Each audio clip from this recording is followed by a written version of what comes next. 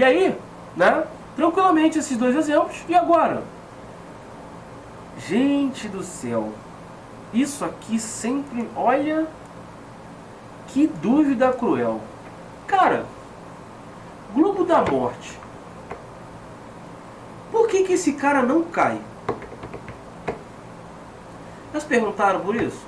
Porque é o seguinte, bom, quando ele está na parte de baixo, né, a gente tem ali as forças normais, força-peso, tranquilo. E aí, depois quando a gente chega na segunda posição ali, a gente tem a normal, tem o peso para baixo, já começa a me dar um desconforto. Como é que isso não cai, né? Chego aqui na quarta situação, eu tenho a normal apontando para a direita e o peso para baixo, eu ainda estou desconfortável. Cara, aí eu chego lá em cima, no ponto mais alto eu tenho a normal apontando para baixo e o peso apontando para baixo. E aí eu falo, por que ele não cai? Quer dizer, eu falo não, pergunto, por que não cai? E aí, por que não cai? Calma aí, o que tá, né? Eu já vi lá a terceira lei de Newton, ação e reação, e aí eu me pergunto, cara, para ele não cair, ele teria que ter um equilíbrio, né? E aí eu tenho normal e peso para baixo, normalmente eles estão no sentido contrário, né? Na mesma direção, porém no sentido contrário, mas chega nessa situação, cara, a normal e o peso estão apontando para baixo e esse cara não cai. Por quê, galera? Por quê? E aí vem o seguinte, no ponto mais baixo, tá? Né, o peso está apontando para baixo e a força normal e a força centrípeta estão apontando para cima. Né? Então, de acordo com os princípios que a gente tem aqui da parte dinâmica, a gente pode ver que nesse ponto a força centrípeta vai ser igual ao quê? A resultante centrípeta no ponto mais baixo. A gente tem a força normal menos a força peso, que foi o primeiro exemplo que a gente fez dos exercícios. Tá? Já no ponto mais alto, tá? Tanto o P quanto a normal estão apontando para baixo. E aí, a força centrípeta vai ser o quê? O somatório, tá, da força normal com a força peso. E aí, a velocidade mínima para passar no ponto mais alto vai acontecer quando a moto está na iminência de cair. Ou seja, quando a gente estiver perdendo o contato com o globo, o que acontece quando você começa a perder o contato com o globo? A força normal vai chegar a zero. Por quê? A normal a gente já não viu que é uma força de contato? Se eu perco o contato, a força normal é zero. Mas e o peso? Não, o peso continua. O peso sempre está apontando para o centro da Terra, está tranquilo. Né? Tem a ligação da gravidade. Mas e a normal? A partir do momento que você perdeu o contato, você não tem a normal. Tá? Ou seja, nessa iminência, a força normal ela vai tender a zero. Né? E a gente vai fazer o quê? A gente vai acabar considerando ela como nula. Então, né? Então o que vai acontecer? Olha, a força centrípeta vai ser igual à força normal mais a força peso. E aí o peso é mg e a força centrípeta é mv ao quadrado sobre r.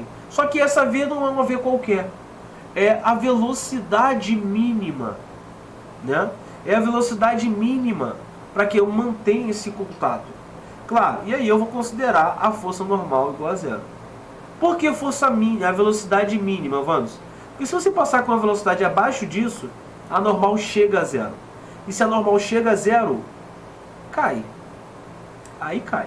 Aí vem, né?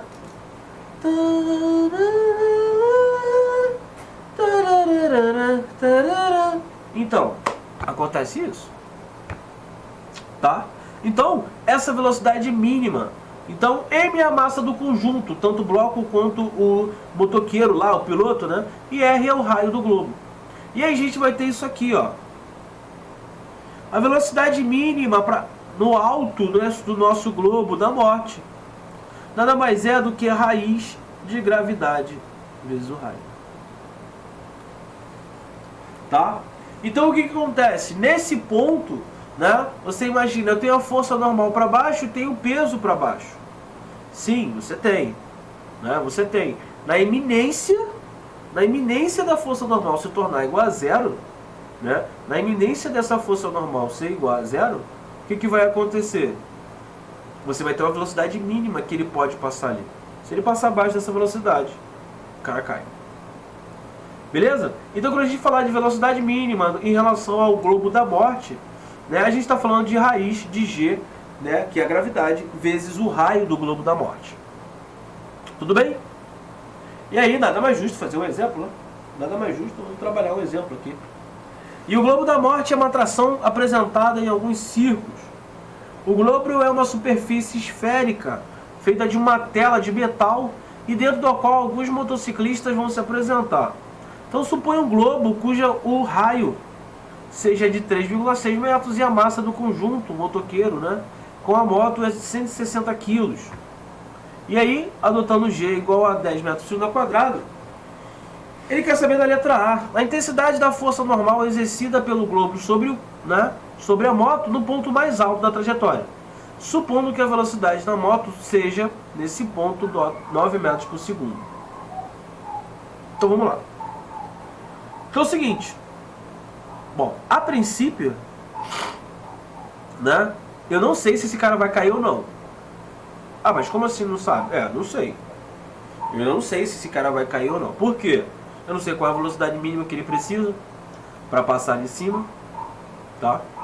Então, se esse 9 aqui, né, esse 9 for abaixo da velocidade mínima, eu já sei que a força normal ali é 0.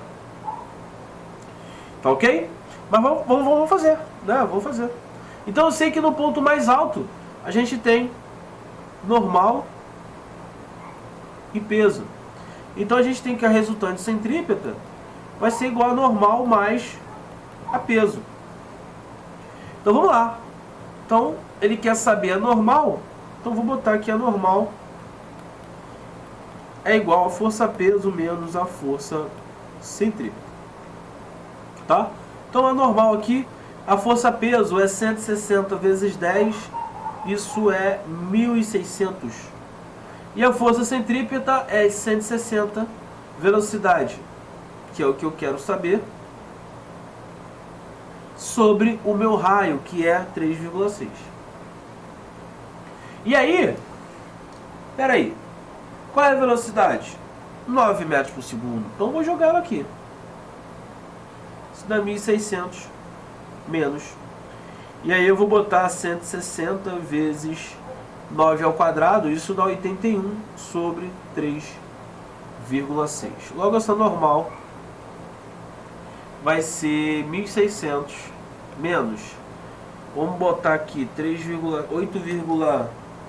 81, 3,6 eu posso dividir por 9, dá 9, e aqui dá 0,4. Então vamos lá, por 9 aqui dá 9, aqui dá 0,4.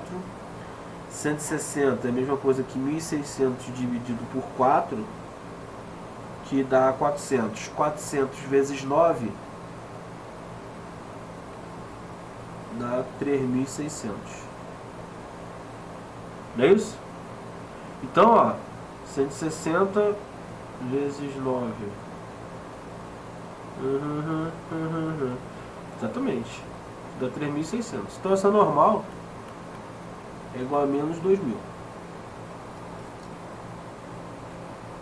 Tá aí. Então é menos 2.000. E aí? Né? E aí? Então beleza. A normal vai ser isso aí. Menos 2.000. Se não tiver nada errado, vamos ver. Peso. A princípio é isso aí mesmo. Menos 2.000. Exatamente. Ah, sim. Então achei o erro. Então a normal, eu passei pro lado de cá e esqueci de colocar o sinal de negativo. Mas tudo bem. Tá tranquilo, ó. Então a normal vai acabar sendo 2.000. Ah, tá. Aí sim. Normal é igual a 2.000 newtons. Só um errozinho de MB, mas tá tranquilo, tá de boa. Tá suave, tá tranquilo, tá de boa. Aí, então tem 2.000 newtons ali de força. E agora, eu preciso descobrir o quê? Qual é a velocidade mínima que a moto deve ter no ponto mais alto da trajetória? Ah, isso aí eu já sei. Então essa velocidade mínima nada mais é do que a raiz de g vezes o raio. E aí, quando eu faço essa raiz de g vezes o raio, isso é a raiz de 10 vezes o raio, que é 3,6. Isso é a raiz de 36, que é igual a 6 metros por segundo. E aí, deixa eu diminuir meu rostinho aqui. Ou seja, 6 metros por segundo. Por isso que quando a gente fez ali com 9 metros por segundo, ele não caiu, teve uma normal. Se a gente faz com uma velocidade menor, né? Se a gente faz uma velocidade menor do que 6 metros por segundo, coitadinho dele, ele cai e se machuca. Beleza? Tranquilo? E aí, ó, outro exemplo, né? Outro exemplo. E aí é o seguinte, a gente tem ali, ó, um automóvel percorre um trecho circular, né, de uma estrada plana e horizontal com velocidade de módulo constante. E aí a força centrípeta é, nesse caso, a força, né, de atrito ali, a FAT, que impede o automóvel de seguir em linha reta. Então aqui vejam bem que a gente já está trabalhando nossa querida FAT. Então devemos notar ainda que os pneus, né, para que eles rolem sem escorregar, é o atrito estático, tá? Então, considerando que o raio da curva é 160 metros, o coeficiente de atrito estático entre o pneu e a estrada 0,81. Vamos determinar a velocidade máxima que o automóvel pode ter, tá? De modo que ele não saia pela nossa querida tangente. E aí, chora. E aí chora. Por quê? Relaxa que não é nenhum bicho de 7 cabeças. Tá? Não é nenhum bicho de 7 cabeças. Mas aí, ó, o que a gente tem que parar e pensar? Vamos analisar um carro aqui. Botar um carro aqui. Então isso aqui, ó, representa o meu carro. Tá? E aqui, vou botar aqui o ponto C, ó. E eu tenho o seguinte, isso aqui é o raio, essa distância é o raio. Tendo a vista frontal desse nosso carro, a gente tem para cima aqui, né, a força normal, e para baixo aqui a nossa querida força peso, não é isso? Então, na vertical, a gente tem uma igualdade aqui, né? Então o vetor peso, né, é igual ao vetor normal. E quem é a resultante no caso? Né? Quem é a resultante? A gente tem para cá a querida força centrípeta. E aí é aquilo que eu falo para vocês, né? Que eu sempre falo. Para onde está agora, eu só preciso saber uma coisa. Onde é que está essa força, né? Essa força de atrito?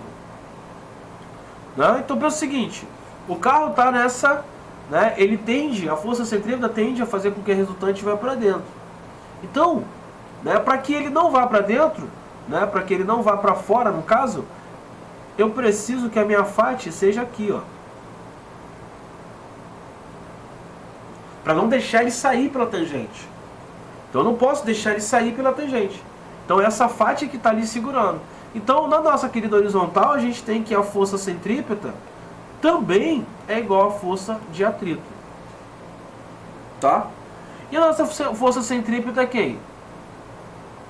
mv ao quadrado sobre r. E a nossa FAT? A nossa FAT, a gente já sabe, né?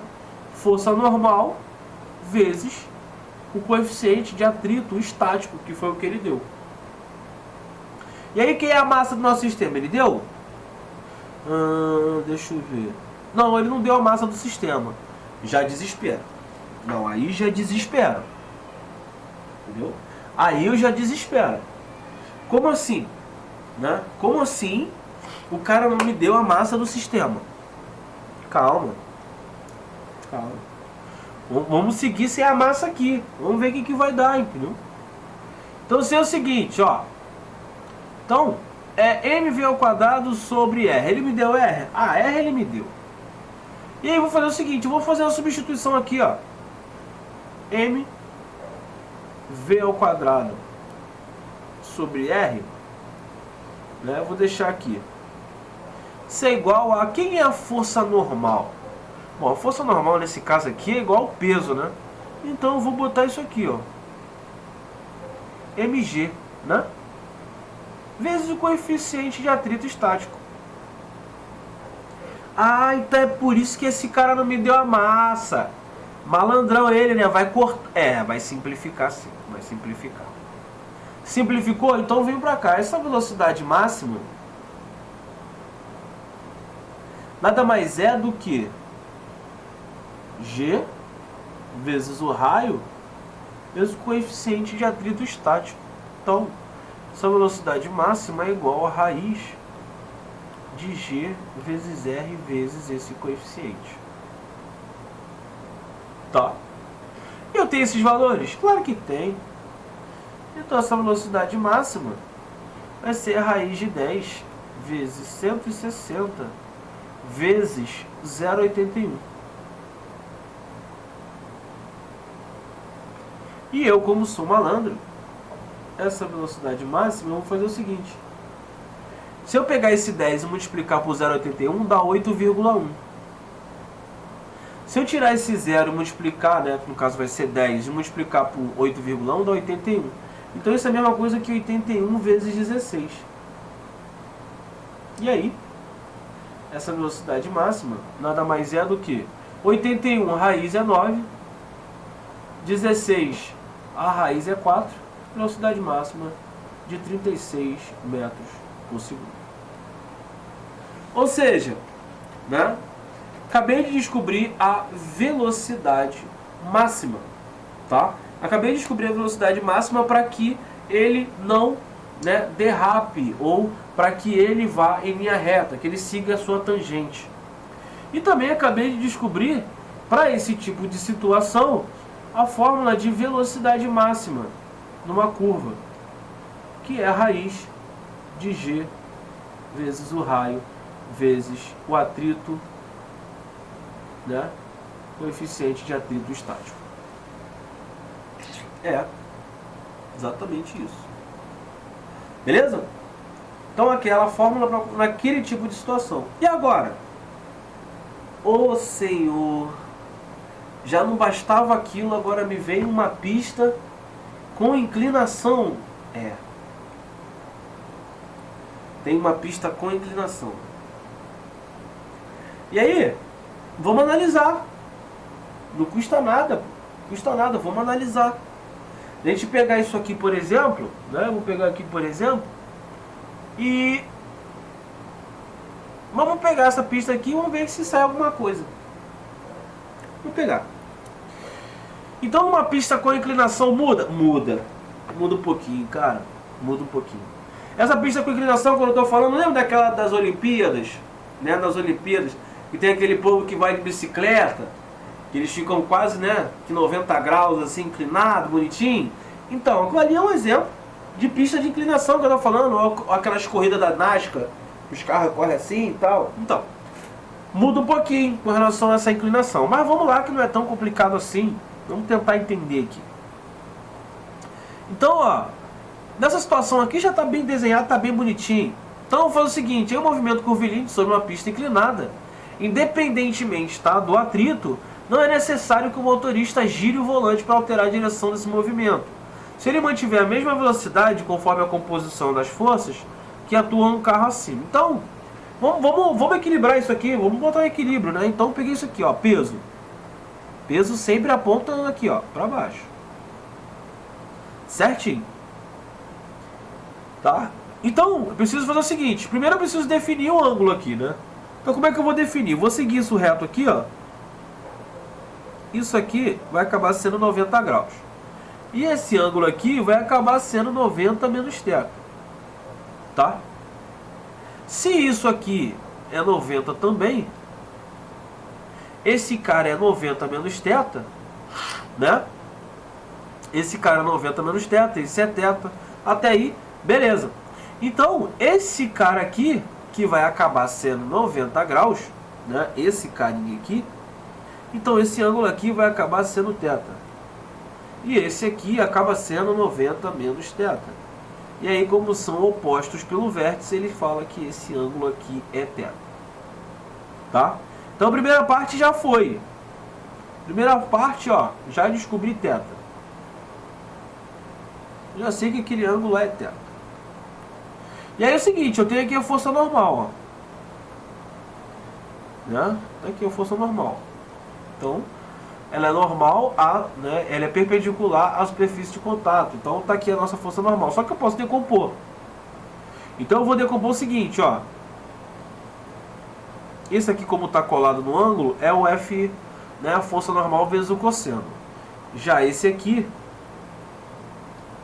né, esse carinha aqui, que ele colocou ali, na verdade não é nem ali, é aqui, ó. Aqui. Ó. Esse cara é o força normal vezes o seno de θ. Só que quem é que aponta para o centro mesmo? É a nossa querida força centrípeta.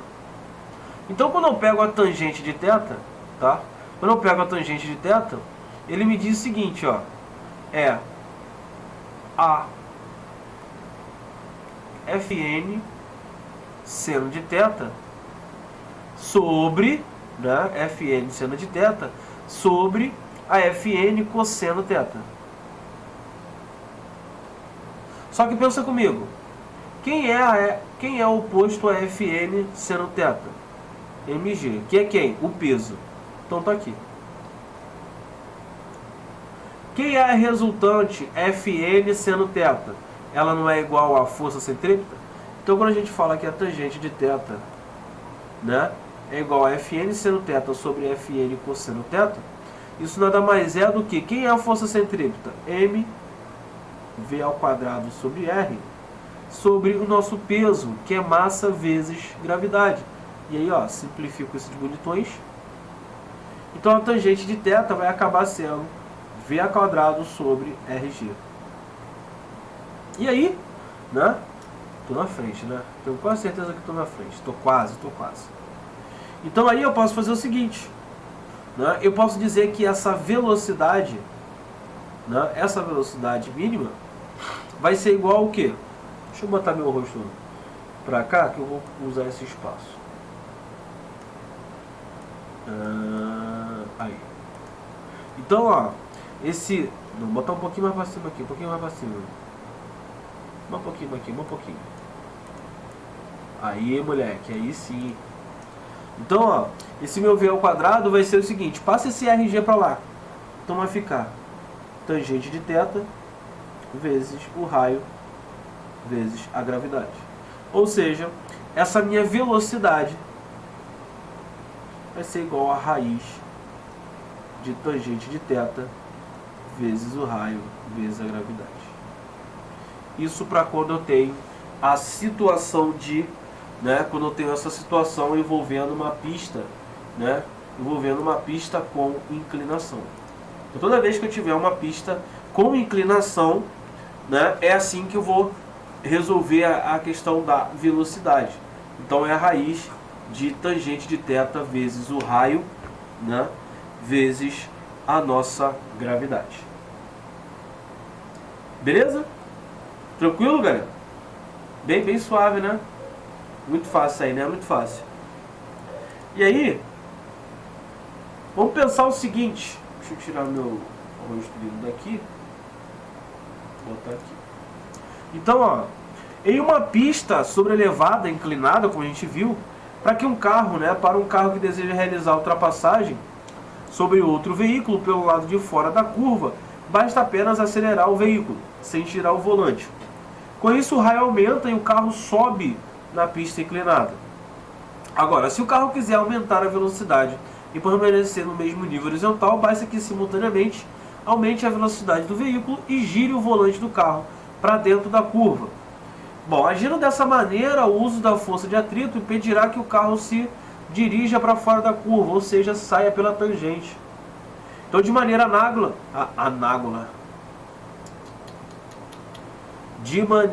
análoga, né, se o carro reduzir a velocidade, tenderá a cair para o centro da curva, claro. Porém, para compensar essa queda rumo ao centro, basta girar o volante para fora. Outro exemplo é o que acontece quando pegamos um funil. Já fizeram isso com certeza. Pegou a bolinha de gude e ficou ali, ó. E aí quando você para, a bolinha gira, gira, gira, gira e cai. Então, é exatamente isso. Quando a gente pega uma bolinha de gude dentro, né, e começa a fazer com que ela gire, a gente vai perceber que ela descreverá uma curva horizontal. Agora, se a gente aumentar a velocidade da bolinha, veremos que ela tende a sair, né, a subir para o lateral do funil. E se a gente diminuir, né, ela vai tender a cair para o centro do funil. É a mesma coisa, né? Então é a mesma coisa. Então a gente tem a ideia do funil, né? Quando a gente aumenta a velocidade, ele tende a subir. Quando a gente diminui, ele tende a cair. Então, né? Eu ia falar do exemplo do carro na curva, mas não vou falar não, porque sabe como é que é, né? Esse pessoal aí é meio... vai querer fazer drift e tal. Aí, foi o professor que falou. Então, não vou não. Ainda mais tem um pessoal aí que tirou a habilitação agora, tá se achando Velozes e Furiosos, entendeu? Aí eu não vou falar nada não, entendeu? E aí, vamos fazer um exemplo, né? Vamos fazer um exemplo. Aqui eu posso aumentar minha foto pra me ver melhor. E aí, ó, exemplozinho leve. Tá, leve. Considere na figura abaixo a representação de um automóvel com velocidade de módulo constante, fazendo uma curva circular em uma pista horizontal. E aí, o cenário alternativo é que preenche corretamente as lacunas do enunciado abaixo, na ordem em que aparece. Então, a força resultante sobre o automóvel ali é nula. Craque não, que a gente já viu que isso é um movimento curvilíneo. Esse movimento curvilíneo, né, ele tem uma força resultante que aponta para onde? A gente já viu, ó. Não, volta aqui. Que aponta para cá. E aí, a gente sabe que né, que esse cara é, não sei, vamos ver aqui o que a gente vai falar. E, portanto, o trabalho por ela realizado é tanto. Então é o seguinte, galera. Bom, a força resultante sobre o automóvel, a gente já sabe que tem uma tal de força centrípeta aqui. E ela vai ser perpendicular ao vetor velocidade. Tá? Então, a velocidade é constante. Né? A gente vai ter direção e sentido, né, mudando. E aí, essa força centrípeta resultante vai ser perpendicular, sim, ao vetor velocidade. Tá? Então, vetor velocidade. Então, ele vai ser perpendicular. Então, pode ser a letra B ou a letra D. Só que, sendo assim, o que a gente vai fazer? Qual o trabalho da força resultante? Né? Aí que tem o problema. Vai ser nulo ou vai ser positivo? Então, galera, vai ser nulo. Esse trabalho vai ser nulo. Por quê? Lembrando aqui, ó.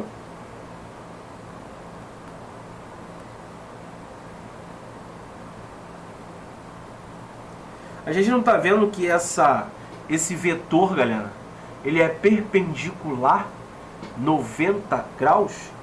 Então esse trabalho não é força cosseno de 90? E o cosseno de 90 é? Exatamente, né? É zero. Logo, se o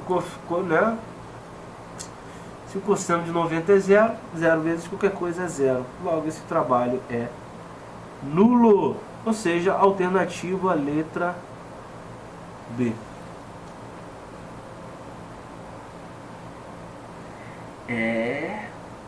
Tá pensando o quê?